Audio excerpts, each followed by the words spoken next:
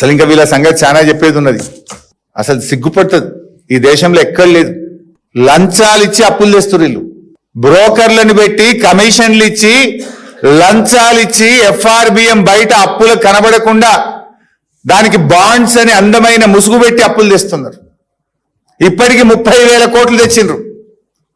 30,000 కోట్లకు 510 కోట్ల లంచం ఇచ్చిండ్రు. సిగ్గుపడాలి. లంచం ఇచ్చేవాడిని అప్పులు తెస్తాడా రాష్ట్రానికి? టీజీఐఐసిలో 10,000 తెచ్చిండ్రు. హెచ్ఎండిఏలో 20,000 కోట్ల అప్పు తెచ్చిండ్రు. 30,000 కోట్లకు ఇప్పటికే 500 కోట్ల కమిషన్ లంచం ఇచ్చిండ్రు. అప్పు ఇప్పించినందుకు బ్రోకర్ ఉంటాడు కదా రెండుమిట్ల అప్పు ఇప్పించిన బ్రోకర్ కు వీళ్ళు ఇచ్చిన ఫీజు లంచం 510 కోట్లు. కమిషన్లు ఇచ్చి బ్రోకర్లకు లంచం ఇచ్చి అప్పులు చేస్తున్నారు ఈ తెలంగాణకు. మీరు చరిత్రలో ఎక్కడన్నా ఉందా? ఈ దేశంలో ఏ రాష్ట్రం అన్నా చేస్తుందా?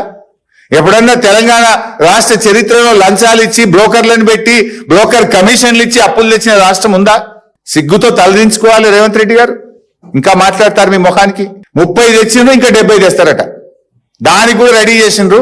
త్వరలో అన్ని ఆధారాలు డాక్యుమెంట్లతో సహా బయట పెట్టని ఉత్తగా మాట్లాడతలేండి. ఇది అసెంబ్లీలో నా క్వశ్చన్. బ్రోకర్ని పెట్టిండ్రా, లంచం ఇచ్చిండ్రా, ఎంత లంచం ఇచ్చిండ్రు అని అడిగిన. ప్రభుత్వ సమాధానం, merchant bankers by the name trust investment advisors private limited అనే బ్రోకర్ కు 1,69,83,97,978 రూపాయలు లంచం ఇచ్చినాము, బ్రోకర్ ఫీజు ఇచ్చినామని అసెంబ్లీలో ప్రభుత్వం ఇచ్చిన సమాధానం. 169,83,97,978 రూపాయలు బ్రోకర్ ఫీజు లంచం ఇచ్చి 10,000 కోట్ల అప్పు తెచ్చినామని అసెంబ్లీలో రాష్ట్ర ప్రభుత్వం ఇచ్చిన సమాధానం. ఇది 10,000 కోట్లకు 169 కోట్లు ఇచ్చిండ్రు. మళ్ళొకసారి అసెంబ్లీలో అడిగిన, ఇది డౌట్ వచ్చింది, వీళ్ళు అంతటా లేపుతుర్రా ఈ పైసలు, ఇది టీజీఐసీలు లేపినట్టు హెచ్ఎండిఏలు కూడా లేపుంటారని క్వశ్చన్ అడిగిన. ఇది హెచ్ఎండిఏ ఆన్సర్ అసెంబ్లీలో. హెచ్ఎండిఏలో 20,000 కోట్ల అప్పు తెస్తున్నాం అని చెప్పిండ్రు. ఆడ కూడా బ్రోకర్ని పెట్టుకున్నారు. Same trust investment advisory private limited అనే బ్రోకర్ని పెట్టినాం అని ఆ రోజు ఆన్సర్ ఇచ్చిండ్రు. అప్పటికి ఏం రాసిండ్రు ఇంట్లో అంటే, ఏ భూములు కుదబెట్టాలి, ఏవేవి కుదబెట్టాలనో జర చర్చలలో ఉన్నాం, ఇంకా అప్పు లావటలేదు అన్నారు. ఇది చాలా రోజులు. ఇది అసెంబ్లీలో ఆన్సర్ వచ్చి దాదాపు 6 నెలలు ఏడాది అయింది. ఆల్రెడీ ఇక్కడ లేపిండ్రు, ఈడ కూడా బ్రోకర్ ఫీజు ఇచ్చారు. ఇది 20, అది 10, 30,000 కోట్లు అప్పు అనకుండా దీనికి బాండ్స్ అనే అందమైన ముసుగు పెట్టి హెచ్ఎండిఏ భూములు, టీజీఐసి భూములు కుదబెట్టి బ్రోకర్లను పెట్టి 500 కోట్లు లంచాలు ఇచ్చి బ్రోకర్ ఫీజు ఇచ్చి ఇవాళ 30,000 కోట్ల అప్పు తెచ్చిండ్రు. ఈ 30 జాలయట. ఇప్పుడు 3 కార్పొరేషన్లు చేసింది కదా, ఎన్పిడిసిఎల్, ఎస్పీడిసిఎల్, రైతు డిస్కామ్. ఆ మూడింటి మీద లేపుతారట.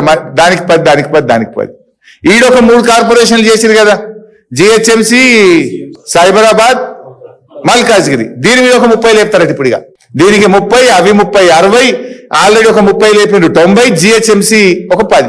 మొత్తానికి 1,00,000 కోట్లు బ్రోకర్ ఫీజులు ఇచ్చి లేపుతారట పైసలు. అంటే ఇప్పటికే తెచ్చిన 30కే 500 కోట్లు ఇచ్చిండ్రు. ఇంకా 70,000 కోట్లు లేపాలంటే అదో 1,200 కోట్లు లంచం. అంటే అదో 1,200, ఇదో 500, అంటే 1,710 కోట్ల రూపాయల లంచాలు ఇచ్చి బ్రోకర్ ఫీజులు ఇచ్చి 1,00,000 కోట్ల రూపాయల అప్పు ముసుగులో అందమైన పేరు బాండు. అది అప్పే 1,00,000 కోట్లు తెస్తుంది. ఇంకా మీరు మా గురించి మాట్లాడతారు. ఇవన్నీ లెక్కలు తీస్తే మీ ముఖ్యమంత్రి గారు ఇప్పుడు చెప్పే కదా 347 కాదు, ఇవన్నీ కలిపితే చాలా ఎక్కడికో పోతుంది. ఇంకా ఇవి దాస్తున్నారు మీరు. నేనంటే బాండ్లు అంటున్నారు, భూములు కుదబెట్టి తెస్తున్నారు. మీరు అమ్మిన భూములు 30,000 కోట్లు. ఇలా లాస్ట్కు స్కూల్ కడదాం, దవాఖాన కడదాం, బొందల గడ్డకు కూడా జాగలేకుండా బిట్లు వెతికి హెచ్ఎండిఏ భూములు, టీజీఐసి భూములు, హౌసింగ్ బోర్డు భూములు, 30,000 కోట్ల రూపాయల భూములు అమ్మిండ్రు. ఆ లెక్కలు చెప్పరు. బాండ్ల పేరు మీద తెచ్చిన అప్పులు చెప్పరు. అవి కాకనే 347 అయిందని 4 నెలల కింద చెప్పిండు రేవంత్ రెడ్డి. ఇవి కలిపితే, ఈ 4 నెలలది కలిపితే 400 దాటుతుంది. మీరు మా గురించి మాట్లాడతారు.